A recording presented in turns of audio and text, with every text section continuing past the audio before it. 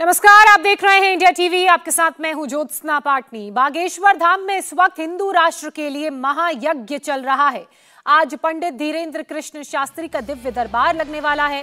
दिव्य दरबार में शामिल होने के लिए सैकड़ों की संख्या में बागेश्वर धाम में लोगों की भीड़ उमड़ पड़ी है। बड़ी तादाद में लोग देश भर से छतरपुर पहुंच रहे हैं। तस्वीरें आपके सामने हैं। इस वक्त बागेश्वर धाम से 4 किलोमीटर दूर बने रेलवे स्टेशन के रेलवे ट्रैक्स पर हजारों की संख्या में लोगों की भीड़ नजर आ रही है। रोड पर भी जबरदस्त जाम लगा हुआ है।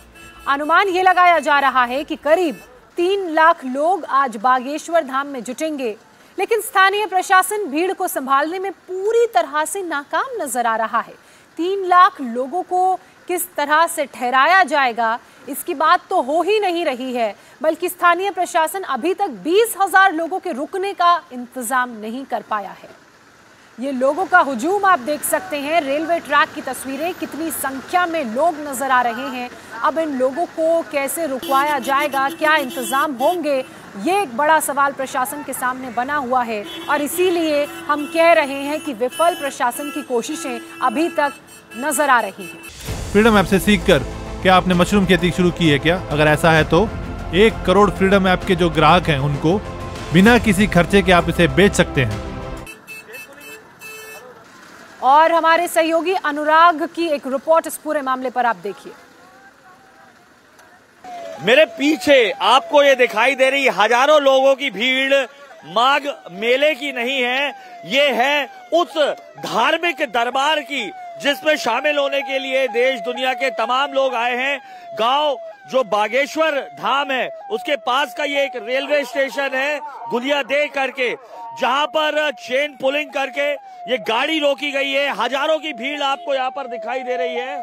और अभी पूरी तरीके से अगर आपको मैं दिखाऊंगा तो रोड आपको यहाँ पर जाम दिखाई देगा। पूरी तरीके से रोड जाम है।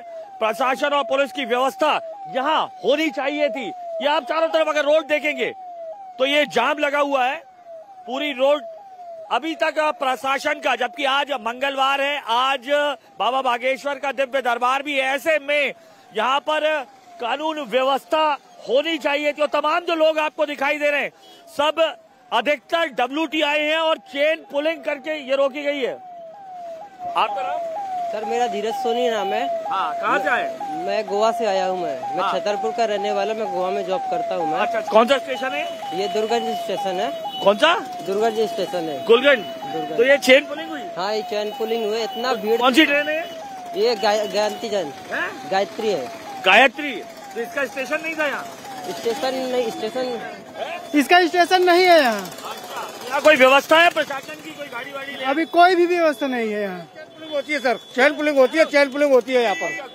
कोई व्यवस्था नहीं है। तो यहाँ कोई पुलिस वाले या कोई सुरक्षा के लिए दिख रही है? ये तो आप बहुत रिस्की नहीं है? मैं खुद ये पकड़ के, आप देखो जैसे पकड़ के बैठा हूँ, लोग गिर पड़े। यहाँ पर स्टेशन होना बहुत जरूरी है सर।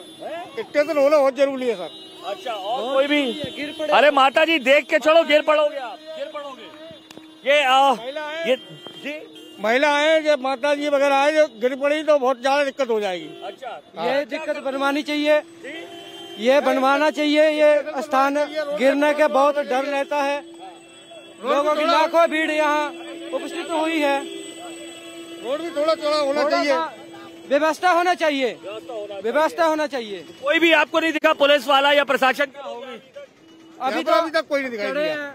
अच्छा, तो यहाँ रुकती नहीं है, चेन पुलिंग कर दी जाती है? चैन पुलिंग करती है। अच्छा, टिकट खरीदते हैं लोग कि ऐसे ही आ जाते हैं? लेके आते हैं। तो आपको क्या लग रहा है, आप क्या सोच के आए थे और यहाँ व्यवस्था मिली? व्यवस्था है धाम पर, अभी तो स्टार्टिंग हुआ है, हो रही है व्यवस्था, सभी हो रही है। अभी धाम पर पहुँचेंगे, व्यवस्था सब हो जाएगी। 4 किलोमीटर दूर। ये तस्वीरें देखें, इस तरीके से जो महिलाएं हैं वो भी, और ये रिस्की यहाँ पर आपको अगर दिखे कितना रिस्क लेके चढ़ रहे हैं। लगातार यहाँ पर हजारों की भीड़, और ये चेन पुलिंग कर कर यहाँ पर जो है ट्रेन रोकी गई है। 2 घंटे लेट थी और हजारों की भीड़ आपको अभी भी दिखाई दे रही है। और किस तरीके से ये पहाड़ी चढ़कर आ रहे हैं। यहाँ पर पुलिस ने हाल ही में ये बैरिकेड जरूर लगाए हैं, लेकिन प्रशासन का कोई भी आदमी या पुलिस का यहाँ पर आदमी मौजूद नहीं है। और इस तरीके से ये रोड जाम, आपको रोड जाम दिखाई दे रहा है। अगर आप देखेंगे तो गाड़ियां जो हैं पूरा जाम लगा हुआ और कोई भी देखने के लिए नहीं है, और वो भी तब जब आज दिव्य दरबार है। मंगलवार और शनिवार के दिन भारी भीड़ जो है उमड़ती है, और जो एवरेज लगाया गया, अगर आप पीछे, मेरे कैमरामैन दिखाएंगे आपको, तो आप पीछे तक देखेंगे तो जो भीड़, कहां तक भीड़ है, और यहां से ये भीड़, और ये इस तरीके से नियंत्रण किया जा रहा है लाठी लेकर। ये देखिएगा, ये लाठी लेके कैसे कर रहे हो? किनारे कर रहे साहब। कहां से हो? हम लोग गड़ा गांव के लगे सुरक्षा किनारे हो जा। और यहाँ भीड़ देखेंगे, लंबी भीड़ है, कोई भी यहाँ पर प्रशासन का आदमी आपको दिखाई नहीं देगा। मालूम था 13 से 19 तारीख तक ये दरबार सजना है, बावजूद इसके तैयारी होनी चाहिए थी। जो हजारों लाखों की संख्या में अनुमान जो है वो कम से कम 2 से 3 लाख लोगों का, श्रद्धालुओं का अनुमान है जो यहाँ पर पहुंचने वाले हैं, बावजूद उसके तैयारी नहीं थी। किस तरीके से जो तमाम श्रद्धालु हैं वो परेशान होकर आ रहे हैं। कौन सी गाड़ी से आए हो? अलीगढ़ से आ रहे सर हम तो। अलीगढ़ से? जी। तो गाड़ी क्या चेन पुलिंग होकर होती है?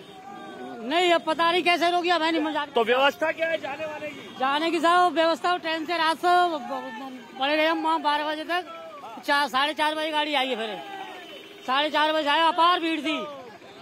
हाँ, बहुत ज्यादा विशेष भीड़। कोई व्यवस्था नहीं है? नहीं, कोई व्यवस्था नहीं है। व्यवस्था नहीं है साहब, बिल्कुल नहीं व्यवस्था। परेशान बहुत है साहब, परेशान हो गए बहुत ज्यादा। क्यों परेशान हो गए? कोई बताने वाला नहीं है? कुछ नहीं सर, कोई बताने वाला नहीं है। और अगर आप देखेंगे इसी तरीके से खेतों में लोग हैं, कुछ परेशानी नहीं है, सिर्फ ट्रेन फालतू चल जाए, 3-4 ट्रेन चल जाए, सिर्फ 3-4 ट्रेन फालतू चल जाए। लोग इस तरीके से खेतों में आपको मौजूद आएंगे। किस तरीके से अगर आप चारों तरफ का नजारा देखेंगे, हम स्टेशन से कम 500 मीटर दूर आ चुके हैं। स्टेशन से अभी भी आपको जाम लगा हुआ दिखाई देगा। ऐसे में जबकि मालूम था प्रशासन को कि 13 से लेकर 19 फरवरी तक लाखों लोग और यहाँ पर आएंगे, लाखों श्रद्धालु यहाँ पर आएंगे, तो व्यवस्था चाक चौबंद होनी चाहिए थी, लेकिन ऐसा नजारा कम से कम इंडिया टीवी को अभी तक नहीं दिखाई दिया है। बाबा बागेश्वर का दिव्य दरबार आज, कल और परसों यानी कि 3 दिन तक लगेगा। 18 फरवरी को महाशिवरात्रि के दिन बागेश्वर बाबा 121 गरीब कन्याओं की शादी भी करवाएंगे। इस दौरान यज्ञ में अलग अलग दिन प्रवचन और भजन संध्या का आयोजन किया जाना है। बाबा बागेश्वर का पर्चा, बाबा बागेश्वर का एजेंडा और बाबा बागेश्वर की लाइन, सब कुछ एकदम क्लियर है। पंडित धीरेन्द्र कृष्ण शास्त्री हिंदू राष्ट्र का जय घोष कर चुके हैं और अब उनके भक्त भी उन्हीं की भाषा बोल रहे हैं। हिंदू राष्ट्र की भारत, हिंदू राष्ट्र की भारत, हिंदू राष्ट्र की। हिंदू राष्ट्र की बात, हिंदू राष्ट्र की बात कहाँ से आ रही है? क्या मन से आ रही है, हमारे मन से आ रही है। हिंदू राष्ट्र की बात हमारे मन से आ रही है। ये हिंदू का राष्ट्र है तो हिंदू का ही राष्ट्र होगा। सनातन धर्म, उसके आधार पर हमें हिंदू धर्म चाहिए और ये हिंदू राष्ट्र बनना जरूरी है। हमें कोई चमत्कार की जरूरत नहीं है, अखंड भारत बने। बागेश्वर धाम हमारे सबके लिए परम पूज्य है। तो बाबा ने क्या आह्वान किया था कि अगर करोड़ों हिंदू प्रार्थना करेंगे तो हिंदू राष्ट्र बनेगा, तो यही प्रार्थना कर रहे हो क्या आप सब? दिन रात कर रहे हैं इसीलिए कि हिंदू राष्ट्र बने, अखंड भारत बने। हम 4-5 यज्ञ में क्या बोलोगे? हम महाराष्ट्र से आए हैं। यज्ञ में क्या है? यज्ञ में क्या है? यज्ञ भगवान है, हमारे नारायण भगवान है। हम आहुतियाँ प्रदान करते हैं और यज्ञ करने से शांति से, समृद्धि से रहे। और यज्ञ करने से ये होता है जितनी आहुतियाँ प्राप्त होती हैं वो हिंदू राष्ट्र बने। इसलिए हमने हमारे महाराज जी, गुरु महाराज जी ने हिंदू राष्ट्र बने। हम लोग बाबा के साथ हैं, बागेश्वर धाम के साथ हैं। हम लोग सनातन के साथ में उड़ीसा से आए हैं, संबलपुर उड़ीसा से। बोलेंगे बाबा के पक्ष में है। हम लोग सनातन का साथ में है।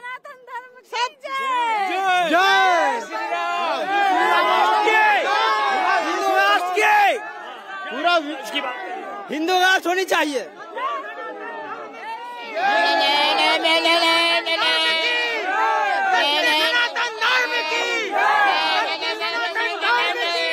ये ऋषि मुनियों का ये देश है। भारत हमेशा से ऋषि मुनियों का रहा है, इसी चलते ये सनातन धर्म का, हिंदू राष्ट्र का ये देश होना चाहिए। तमाम जो लोग हैं लगातार आप सुन रहे हैं, हिंदू राष्ट्र की बात कर रहे हैं, जिसकी बात लगातार धीरेन्द्र कृष्ण शास्त्री अपने मन से, अपने दरबारों के माध्यम से कहते आए हैं। और कल भी उन्होंने सार्वजनिक इंडिया टीवी के सवाल पर बोला था कि जब लाखों करोड़ों हिंदू आस्था की बात कर भगवान से मांगेंगे हिंदू राष्ट्र तो हिंदू होगा। तो यही सुनकर तमाम जितने भी जो लोग हैं यहाँ पर मौजूद दिखाई दे रहे हैं, ये सभी तकरीबन हिंदू राष्ट्र की बात कर रहे हैं।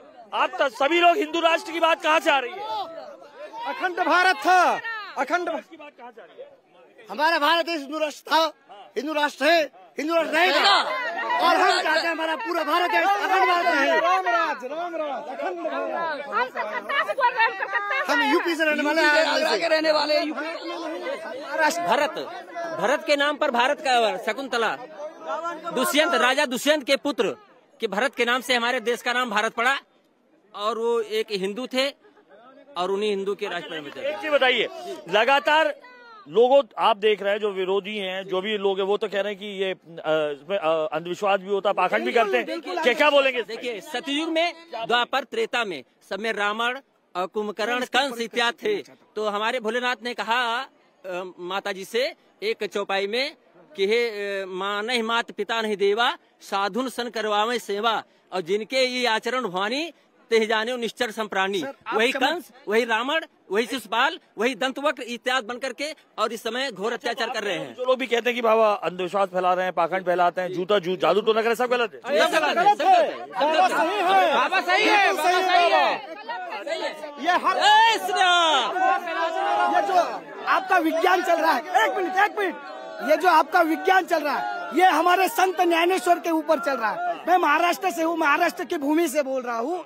ये जो तुम्हारा विज्ञान चल रहा है, ये हमारे संत ज्ञानेश्वर के, ये सब विज्ञान उसके ऊपर चल रहा है। और मैं मानता हूँ, इनको ज्ञानेश्वर का रूप मानता हूँ। अभी मुझको सुबह लोग तो पर गालियाँ दे रहे हैं, उनको मारने की धमकी दे रहे हैं। मारने की धमकी? किसको मारने की धमकी दे रहे हैं? अरे भैया, जिसके हनुमान रख सके उसको कौन मार सकता है दांव पे उनके लिए? कांग्रेस के पूर्व मुख्यमंत्री थे कमलनाथ, यहाँ आए, कैसा लगा आपको? कांग्रेस के अच्छा लगा, बिल्कुल अच्छा जी, बिल्कुल अच्छा नहीं लगा, क्योंकि हम लोग कांग्रेस का, अरे मुख्यमंत्री आया कांग्रेस का, तो क्या बुरा लगा? सर जी, हमें ये इसलिए अच्छा नहीं लगा क्योंकि वो लोग हिंदू राष्ट्र के खिलाफ है और हम लोगों को हिंदू राष्ट्र चाहिए।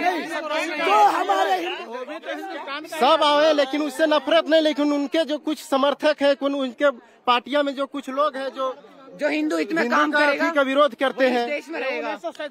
जो हिंदू हित और अगर करेगा वही देश में। लोगों की राय आप सुन रहे हैं, साफ तौर पर कह रहे हैं कमलनाथ के आने का, कांग्रेस के आने का विरोध भी कर रहे हैं, लेकिन सभी लोग धीरेन्द्र कृष्ण शास्त्री की जो अखंड भारत और हिंदू राष्ट्र बनाने की मांग है उसका समर्थन करते नजर आ रहे हैं। तो इन लोगों की बात आपने सुनी और अनुराग अमिताभ इस वक्त हमारे साथ छतरपुर से जुड़ भी चुके हैं। अनुराग, सबसे पहले तो ये बताइए कि दिव्य दरबार क्योंकि आज से सजेगा, तैयारियां पूरी कर ली गई हैं, कितने बजे से भक्तगणों को अंदर जाने की इजाजत? फ्रीडम ऐप से सीखकर क्या आपने मशरूम खेती शुरू की है क्या? अगर ऐसा है तो 1 करोड़ फ्रीडम ऐप के जो ग्राहक हैं उनको बिना किसी खर्चे के आप इसे बेच सकते हैं। मिलेगी और कब धीरेन्द्र शास्त्री वहां पर मंच में विराजमान होंगे? इसके अलावा जो लाइन धीरेन्द्र शास्त्री की है, जिस हिंदुत्व की वो बात करते हैं, वही भाषा उनके भक्त भी बोलते हुए नजर आ रहे हैं। अनिश्चित तौर पर धीरेन्द्र कृष्ण शास्त्री अपने इन्हीं बयानों, चाहे वो हिंदू राष्ट्र भारत को बनाने की हो या रामचरितमानस को राष्ट्रीय ग्रंथ बनाने की, इन्हीं बयानों के चलते वो अपने तमाम जो भक्त हैं उनके बीच में सनातन के शूरवीर के तौर पर अब दिखाई दे रहे हैं। यही वजह है कि जिस भाषा में वो बोलते हैं उस भाषा को देश विदेश के तमाम जो उनके समर्थक है, श्रद्धालु हैं, उसी भाषा को दोहराते नजर आ रहे हैं। कल जब यज्ञ किया, जो 7 दिन तक का यज्ञ चलना है, धीरेन्द्र कृष्ण शास्त्री ने उसमें संकल्प भी जो लिया वो भारत को हिंदू राष्ट्र बनाने का लिया। तमाम जितने लोग आए हैं उन्होंने जब मंच से सुना कि धीरेन्द्र कृष्ण शास्त्री आह्वान कर रहे हैं, आज मंच से क्या संदेश दिया जाता है उसके बारे में हम आगे आपसे और जानकारी लेंगे। फिलहाल बहुत शुक्रिया अनुराग आपका तमाम अपडेट्स के लिए। इंडिया टीवी हर वक्त हर जगह डाउनलोड करने के लिए सर्च करें India TV news Google play store या ऐप स्टोर पर।